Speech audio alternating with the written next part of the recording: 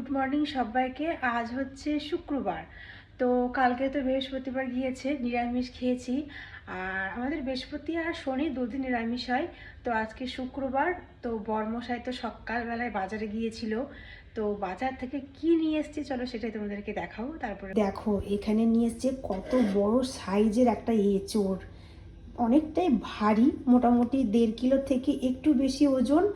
আর এই দেখো নিয়ে এসছে মাছ, মাছটা ফ্রিজে ভরা ছিল। এই দেখো দেশি চিংড়ি মাছ নিয়ে এসছে। আর চিংড়ি মাছটা কালকে নিয়ে এসেছিল, ফ্রিজের মধ্যে ভরা ছিল, তার জন্য কালকে কিন্তু কাটা বাছা ধুয়ে রেখে দিয়েছিলাম। আর যেহেতু বৃহস্পতিবার ছিল বলে খাওয়া হয়নি।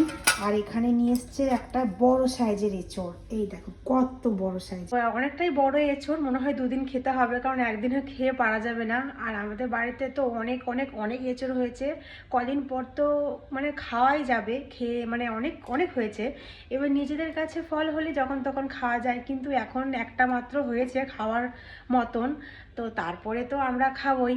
আর প্রথম প্রথম বলে না, প্রথম প্রথম লালতে শাক বেশ ভালোই লাগে, ঠিক তেমনই এখন এঁচোড়ের সিজন, এখন এঁচোড়টা বেশ ভালো লাগে খেতে।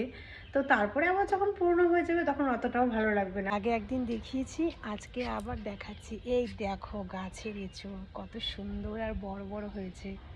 এই এঁচোড়টা তো অনেকটাই বড় হয়ে গেছে। এই দেখো এঁচোড় গাছের নিচে দাঁড়িয়ে আছি, আরও এঁচোড় হয়েছে ওই দিকটায়, এই দেখো, বুঝছো, অনেক অনেক অনেক হয়েছে, অনেক হয়েছে। এই দেখো মাথার উপরে কত বড় একটা গাছ।